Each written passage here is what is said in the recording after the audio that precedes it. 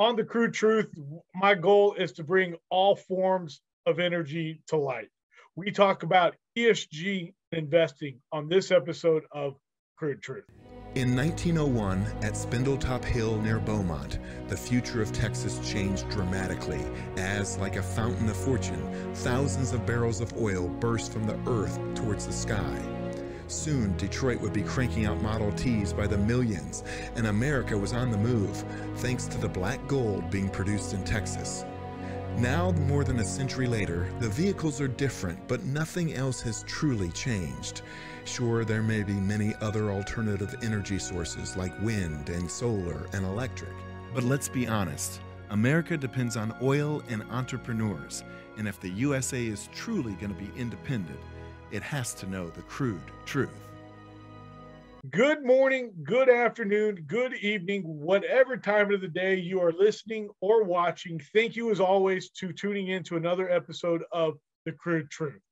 As I mentioned in my teaser, we need to know all aspects of energy, the good, the bad, and the awesome, as I'll call it, because you know what, there's no time for ugly because it all helps us out, and that's the goal. But today, I'm just too excited. Today, I have on somebody that just is all about renewable and, more importantly, if I say it correctly, recycling of all forms of energy and bringing it back to the market in ways with, dare I say the word, ESG benefits. Today, my guest is the CEO of Grenelily Holdings, Debra Wold. Debra, welcome to the Crude Truth. Thank you for having me. Appreciate it. Oh my gosh. Well, first of all, thank you again. I know I said it several times during our little pre-meeting there, and I have seen you have been on with some phenomenal guests already, and for you to come be on with me, thank you so much. More importantly, what you have been up to is just phenomenal. You are bringing, and if I said it wrong, please let me know. And I want to do a disclaimer. When it comes to what we are talking about today, I am not somebody that can fully understand the renewable or recyclable side. Am I even saying that right when it comes to renewing or recycling oil and gas or thereafter? So basically, just a little bit about myself. Yeah. I've been in the energy business since 2000. I work with international companies and the oil and gas companies. And what happened was I saw there was a niche market there. I've never, ever, ever been against fossil fuel. Fossil fuel is a part of who we are as people. It'll be a part of thousands of generations to come. It's never going away, number one. Number two, there are ways, and this was actually done several decades ago, where a technology came out called Fischer-Tropsch technology. Mm-hmm. In Germany, they were needing fuel for their tanks. So a brilliant scientist went out, got coal, took the carbon out of it, and created diesel for the tanks. Now that happened decades ago. So what we did, we saw that, and we found the technology partners that have been doing this from around the world. They've been successfully doing this. They have multiple plants overseas. I said, here's what I'm going to do. I've always been a WBE, a women business enterprise. Okay. I've always been in the male dominant market because I feel that we can work together as a team. Right. I work with the union, the labor's union. They support and endorse all of our projects. I work with many, many different industries that are male dominant. But the thing about it is, in this world nowadays, as a WBE, it gives us just a little bit edge in helping other companies understand the value add of what we're doing. Okay. So what we did is we went out as a WBE, and I started another company with some environmental attorney, senior executives, some insurance companies. We've got a whole plethora. We even have a business manager from the labor's union who is a part of our company. And these gentlemen have come together with me. And what we do under Grenelily Holding is we now offer a variety and a plethora of different services, whether it's with water treatment, whether it's with a client needs a GTL, which is a gas to liquid, that Fischer-Tropsch technology. And we'll get into that explanation in just a minute. Yeah. Or it's a waste to energy technology where you need to take your trash and your landfills and get rid of them and turn them into something profitable, which is something that can be usable. Wow, that's a lot. That is yes, a lot. It is a lot. We can unpack it. Well, so tell me about, okay, I mean, you've just unpacked a bunch right, or well, you've just packed a bunch right into that right there. Let's talk about Grenelily a little bit. Being a WBE, which is a woman business entrepreneur, is that correct? Enterprise, women business enterprise. And you mentioned water recycling. You know, what are you guys doing here with all of that? So what we do with Grenelily Holding, we go out and identify, we'll say we get a client and they come to us and say, we've got phosphates in the water. We have PFAS in the water, right? So we go through our Rolodex and we find out which is the best water company that we can engage into that situation that can actually, through their MDS reports, validate and authenticate, they can clean up that situation. Right now, we're engaged with several municipalities. One is PFAS, another one is phosphates. And instead of spending this enormous amount of money on these gigantic facilities for municipalities, we're doing a smaller module type where it can be in-house. So each client, supported by the municipality, can have their own in-house water system. And it's not reverse osmosis. Really? No. And here's the key thing about it is, with these smaller modules that we have, they can be custom designed based upon the technology that we're talking to. For each individual home. Let us say one home has more the PFSA, which is there's 6 carcinogenics. I'm not a technical person nor a doctor, but they're very toxic, right? Yeah. And one has more in a household or in a neighborhood than the other. The technology and the ones who own the technology can custom design that to accommodate them. Right. Wow. Wow. That you're not joking when you say that you definitely have a niche market right now. Yes, exactly. So, you know, when you guys are doing this, because you're basically cleaning water, is that right? You're pulling different things out. You know, I want to kind of ask you about all that because that's the whole thing in itself. And you're working with municipalities. And it's like, what are you seeing with these cities that you're working with, and how is that going? You know, with them, especially in today's world of anti-fossil fuels, if I use those dirty words. Well, for the water incident, that's a pretty easy one because there's not too much resistance there. I mean, they have their water reclamation centers and things like that take care of the bigger stuff in the cities, but the people on the outskirts, they don't generally get taken care of if they're on well water. That's another thing too. Like your counties also deal with a lot of well water. Right. And Ray, let's be honest, when you have 12 landfills of 50 acres, 1,000 feet high, they're built like a cake, right? Upside down cake. There's going to be issues coming from the water. Yes, ma'am. Yes. Okay. I mean, yes. I know other people want to say, no, there's rainbows and unicorns that fly out of there, but no, that's not well, actually, it's the rainbows that protect it and the unicorns protect the rainbow. Exactly. What goes on. Yes, ma'am. Exactly. So with that being said, you're going to have aquifer problems, right? Right. And people who have wells are going to be drawing the water from the aquifers into their homes, right? Yes, what's down there? Carbon capture. We'll get to that another day. But anyways, what's down there will come up, right? Right. So we can't take care of the aquifers. What we do is take care of what comes into the home that comes from the aquifers. Very cool. Well, that is very awesome because, I mean, come on. I like to think common sense. So yes, it's going to go down. And yes, it does, I mean, they don't say that, blank travels downstream, right? Or whatever it is. So yeah. Well, I want to talk about the dirty word ESG and then throw in the word investing in there. Sure.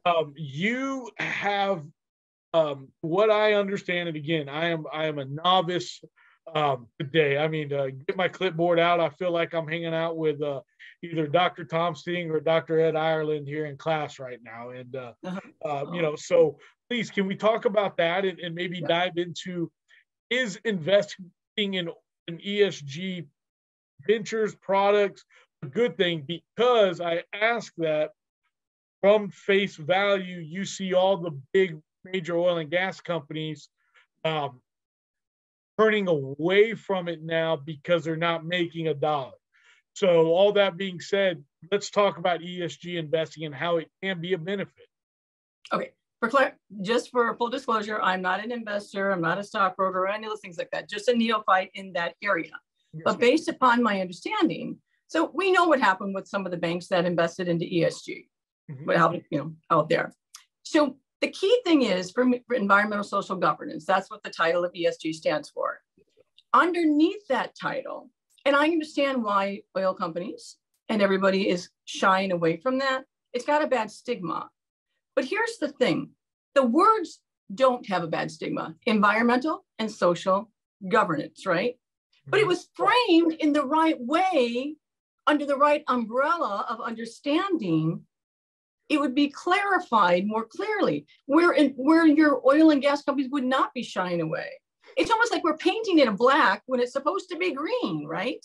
But what color green? So in a lot of people's minds, and I internationally, all the time, I deal internationally. When I say ESG over there, the automatic response is solar, wind, hydrothermal. It's like an automatic response. Right. And I say, well, wait a minute. What about natural gas, coal, oil, that's been around forever? Why don't they qualify? They come from the environment. I mean, we just don't pull gas out of the sky. It comes from below, right? Through fracking. Right. Albany Shale, one of the biggest gas fields, Premium Basin, right? Albany Shale's up here in Illinois, where all the CO2 is supposed to be buried into. Let us not go there. But anyways, the point is this. It's the interpretation of ESG, and it's how we're describing it to other people. It's important for us to be honest and transparent. Yes, ma'am. It's not just solar, wind, hydrothermal. It is oil. It is gas. It is nuclear. Everybody should come under that umbrella. And when you talk about it, like we talk about it, like our GTLs, I'm very upfront. We take natural gas from utility companies and we take it into our facility and we transform it like a refinery does. They take heavy viscous crude, right? Right. They run it through their processes and they make diesel. Well, all we're doing is streamlining the process of making fuels. Really? We're not taking away. See, we need the reserves to be restored by the refineries. Okay. The refineries make the large amount of fuel, right? They need to have a contract with the government saying, we will restore the reserves of diesel in our country so we can be ready for an act of whatever. What we do is we find the niche market, a trucking company, a logistical company that needs it nearby where they're at. So we build our facilities nearby logistical companies. Okay. So they can have more of an exclusive, and maybe they need a special blend of fuels, right? Right. Maybe they need something, whatever the interpretation may be or what they're looking for. So we bring that back to more of a customized facility for them, not taking away from the oil companies, not taking away from the gas companies. So this is why I go back to the ESG. We need somebody who's intelligent and can articulate exactly what ESG means, environmental. Right. If oil companies were so bad and gas companies were so bad, why are we not all dead? Yeah, right. Right? Well, and you say that, and I don't want to give too much light, but, that young lady right now, as today when we're recording, it's the June 22nd, and that lady from Germany, had said that we would all be wiped out 5 years ago. She said we'd all be wiped out today. Yeah. And keep in mind that person was, I think, 15 years old when she said that. Yeah. And it blows my mind how individuals will listen to somebody. Anyway, but I want to say this, Deborah, you're absolutely right about what we think of with ESG, wind, solar, and electric. Yeah. So thank you so much for saying, hey, what about natural gas? What about that? So you guys are literally then finding ways with environmental part of ESG, because yes, those words are all great words. And right. I feel that ESG has now taken over HSE, which is, healthy, safe, health, safety, and environment, and put HSE under ESG. But Good. so I would like to dive into more about how you are, doing things with natural gas on an ESG level. That's what I mean. You're absolutely right. It comes from the environment. Yeah, exactly. So we have several environmental groups that have given us letters of endorsement. Oh, wow. Big ones. Can't disclose it, but we do have large ones. And they came to us and said, hey, I want to sit in one of your presentations and I want to hear what you're doing. And they came up to me, the president did, and said, well, you're not hurting our environment. You're just taking what's naturally there and doing something positive with it. And she goes, why are the oil and the gas companies getting bad feedback? I said, because you're not out there promoting them. Because you know why? Because you're more concerned about the short-term results, the solar and the wind and the hydro and the thermal, short-term, all subsidized, let us say, Yes. not to be disrespectful. No, but if you can't make a profit in this world on your own merit, you shouldn't be in business. You should be doing it on your own efforts, right? And that's the crude truth right there, Deborah. And let's expand on that right there. That is why I wanted you to come on. It's like you're not making a dollar in ESG from where I sit unless you're getting subsidized money, and the investor is not the one that gets the money. It is the guy that is, so the company will make all the money and the investor gets the tax write-off, nothing more. And I'm sorry, if I'm investing, I'm expecting a return. So let's dive into that more. Let's go. A good return in your investment, 8% or above, right? Right. And you're right. When you put money into something, you want to see something come out of it. And that's what we do. You do it on a larger scale, we do it on a smaller scale. So we can turn within a 1 year, we can turn a profit. Right. And that's the key thing because we're smaller, right? The larger you are, the longer it takes to turn that profit, the more established you have to be. So with our situation, and this is cool, and I'm going to tell you why I think this is so cool. My daughter's 12 years old. And she speaks the same language I do, not because I'm sitting there and engraving it into Greta's head. My daughter's not Greta, thank God. But, engraving this in her head. She listens to me talk. She comes to my meetings with me. You know why? She's the next generation. She's going to carry this message on. We as parents need to start telling our children the truth.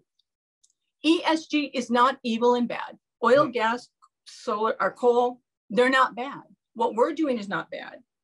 And what we can do by that, they're the generations that are going to be investing into our projects. We're going to live so long, God's going to take us home. Right. They got to carry it on, right? Right. Like what your dad did with you. He instilled within you business values and doing what you're doing and having confidence and the credibility that you bring to your job, right? To your career. Yes, ma'am. You're going to pass it on to your children because your children are watching you. You're not bowing down to the almighty green gods. No. No. Have no other gods before us, right? Except God is one. Yeah. Green can go wherever it wants to go. This is a phase. Look what happened over in Europe. It's going to come here, which it did. 20 years, it was over there.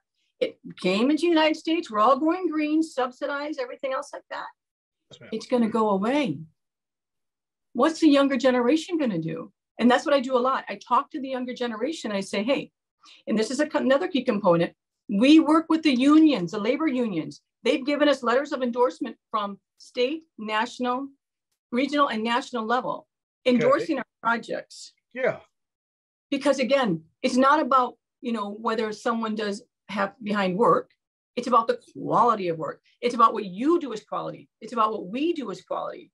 So why not bring the quality union workers in that have the experience, right? Right. So okay. It's kind of like the facade of the ESG. Go ahead.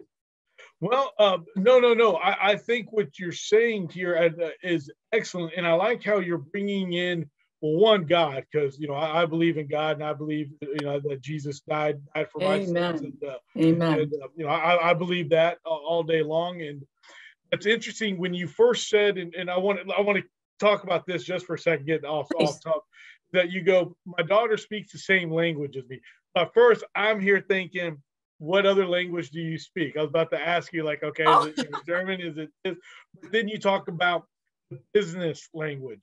And it's interesting. And again, I'm getting off of ESG as a whole, and I apologize to everybody out there.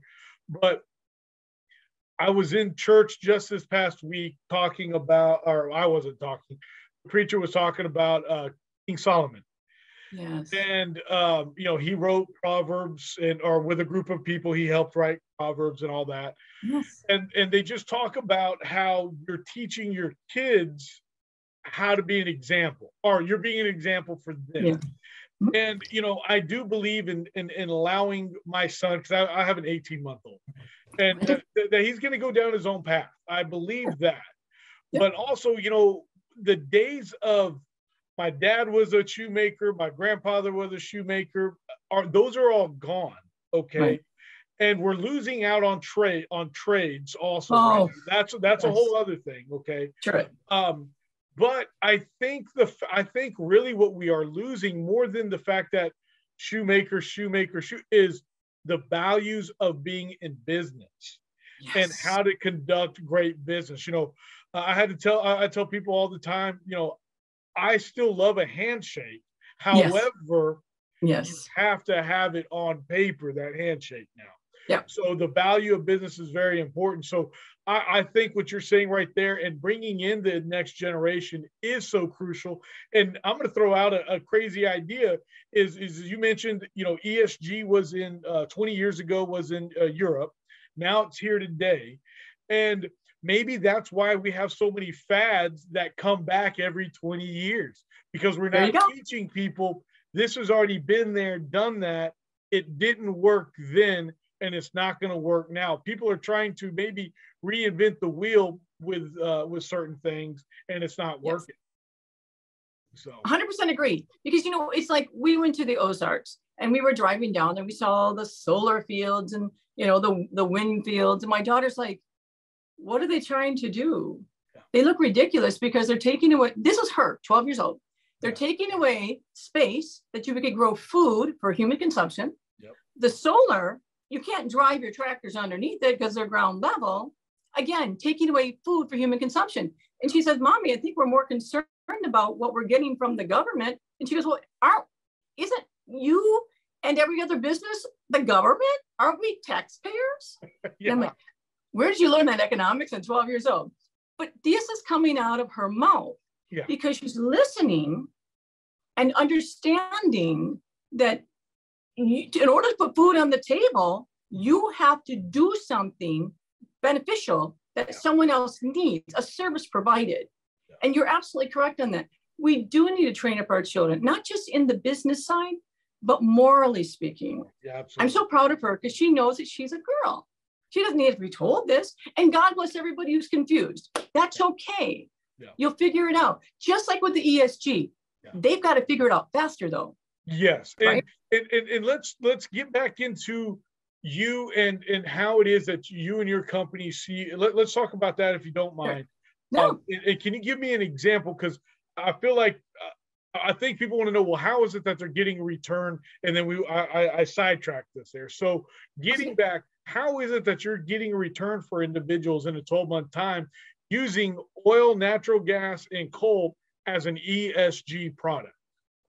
So basically with the plant, it takes about 32 months to build based upon the size, based upon our off-takers. So everything we do is based upon how many off-takers we have. In one situation, we have a 30 million gallons that we're building our facility gas to liquid. So the natural gas turns into a diesel. The end product is what we sell and where the investors are getting the return on investment. Okay. We sell it lower than wholesale cost because it doesn't take as many processes to make it. The processes are where you get your cost. We streamline that process because we've taken it from what was happening years ago, streamline the technology people have, to now it's down to a single or a double process. Gotcha. Okay. You save money there. Yeah. So on the end product, we sell it at this price. You have your cost price, and then you have your wholesale, and then you have your retail. So we make sure that the product that we produce is more cost effective than the wholesale price. Okay. That you get the spread there, right? So your investors get your money back. And then they know that the plants go 40 years plus. Right. This is why I need the union, right? Because we're going to build it union, we're going to operate it union, and we're training the apprenticeship programs in how to run the plants. Wow. Very cool. Very unique. Very unique. Very unique. Well, let's move forward to the final product. Those are all considered a biofuel. Is that correct or no? Am I wrong? Not in this case. No, with the gas to liquid. Yeah. Okay. But you do have biofuels that y'all make or that y'all do with. Is that correct? Am I wrong on that? No, you're right. There's another technology called waste to energy. Okay. And there are several companies that have been doing this for a long, long time. They're scalable again. Okay. This is based upon how much trash is in the region. So for example, if there's 200,000 metric tons of trash in the region, yes, ma'am, we can make 63 million gallons of diesel. On top of taking that trash, we can make, gosh, I'm goodness gracious, hydrogen. We get hydrogen out of that. We get, these are the benefits. So in trash, there's gold mines. Don't tell anybody. Don't want the waste companies to know this, but there is a technology, and this is well known. It's called waste to energy. It's not incineration. It's close to it. It's just a little better than the incineration process. So it's cleaner. You don't need scrubbers.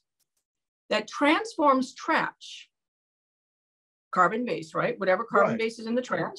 If it's recyclable, it goes off here. If it's this or that, whatever, and turns it into a product.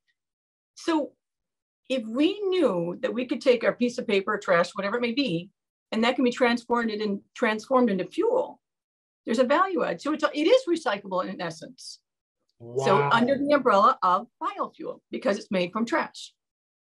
So you're telling me, and I'm sure you've probably heard this before. Oh, sure. And I'm wondering how many of our listeners and viewers are thinking this same thing.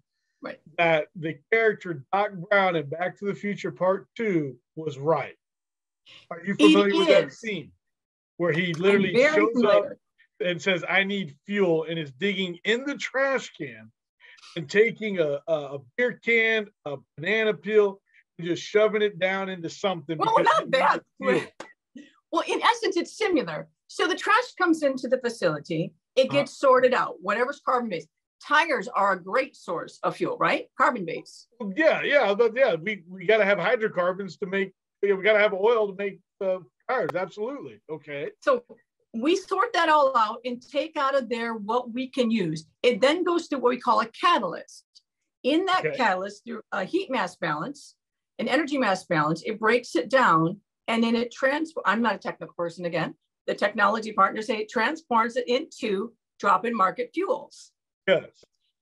Because whatever has carbon in it can be transformed into that. And through their super sauce, or whatever you want to call it, that's how they get their end products. And there's many plants that have been reviewed before, and they're not in the United States, though. See, that's the thing.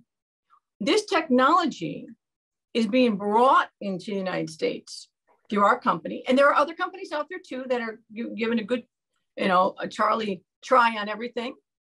But that's okay, though, because we work together. And that's why Grenelily Holding is so important, because let us say in one region, they don't need this particular product. Maybe they need gasoline or they need something else. Mm-hmm. We'll pull in another technology company. It makes us very nimble to work with multiple areas. And under that WBE, that helps us in negotiations. It helps us get through that front door, because it seems like our world is going, ESG. I won't go through the other things that were being labeled, right? Mm-hmm. But it's like the WBE is a value add too. And that's one of the things, not being against men. I think men are wonderful. I've been married 30 years. But the beautiful thing about it is, if that's what they're going to do, then we'll play that card until that runs out and no longer needed. But the quality, everything comes down to the quality of your work. When you have a quality product, you have a quality end product, and you have quality people building your product like the union, you're risk adverse. So insurance companies are running to insure these kind of projects. Wow.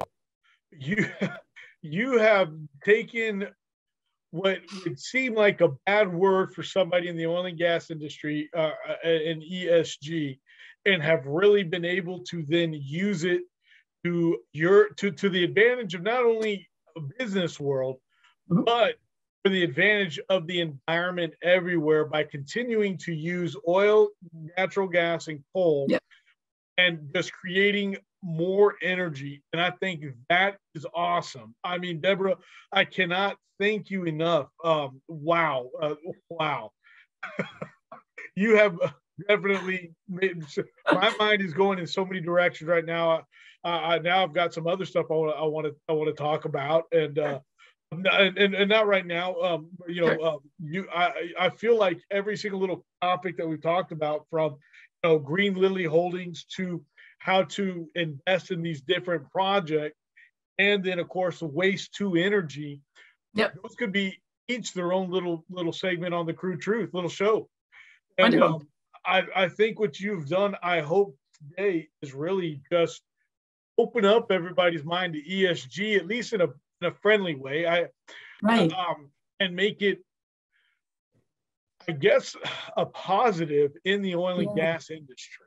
And because it looks like, and it sounds like that it can be outside looking in rather than wind, solar, and electric. 100% correct. And what I do a lot of public speaking, and I talk to various groups, various investors, various companies. And I'm always saying, why do you throw the baby out with the bathwater? Just because you want to paint it green or you want to paint it this color? Everybody sits down at the carbon neutral table. So I created a carbon neutral table: solar, wind, hydrothermal, nuclear, oil, gas. Right. Let's sit down together like Camelot, right? At the round table. And let's work on low cost energy and low cost fuels. And if we come together as one family, instead of opposing this and opposing that, and put the environmental groups right in the center so they can see that we're not fighting each other. We can all work together, because at the end of the day, you and I want to have our children be able to turn the lights on 20 years from now, be able to get in their vehicle, not ride a bicycle to the stores, right? Because if we keep this bickering and this intensity and misunderstanding and misinformation, our children are going to be the ones suffering. So I'm a warrior, in essence, in every industry, and publicly speaking about this constantly, really, for my daughter. She's a gift from God, and I will fight heaven and earth, not heaven, but everything that's going on in this earth, all the virtue signaling, all these things like that, to make sure that her and her friends can live their generations and then their generations in a world where we're able to use everything at the carbon neutral table. And oil and gas and coal are key. They always have been. God's never going to get rid of them. And by the grace of God, he'll make more come out. But the narratives that are out there now will just fade away, and they'll continue on. Our children will continue on this great venture for us. Oh my gosh, Deborah, I cannot thank you enough. For people that want to have you come out and talk about this, at a public speaking engagement, or people want to kind of dive into the ESG investing world a little bit more, how can they reach and get a hold of you? Well, we have our website. I don't know if Stuart's ever did that to you or not. And our information is on there. So we're more than welcome. Give me a call. Go to the website. And what is the website? It is green. I memorized it right. So it's for Grenelily Energy Water. Grenelily Energy Water. Okay. .com. Well, yep. .com. Yes, ma'am. Well, Deborah, I cannot thank you again enough for coming on this episode. And we're going to have to do this again. I'm now going to have to go do some more research and come up and dive into each one of these so that we can have another great conversation about this. Again, anybody out there that wants to invite Deborah on their show, wants to invite her out to a public speaking, it's Grenelily EnergyWater.com. And I'm on LinkedIn too. And you're yes, ma'am, and you're as well. You're on LinkedIn. Yes. So thank you so much for coming. And I want to thank all my viewers and listeners out there for watching another episode of the CRUDE TRUTH. We'll see you next time. Thank you. This episode of the CRUDE TRUTH is brought to you by Oil and Gas Workers Association, Sandstone Group, Air Compressor Solutions, Basin Fluids and the Fuel Pros, and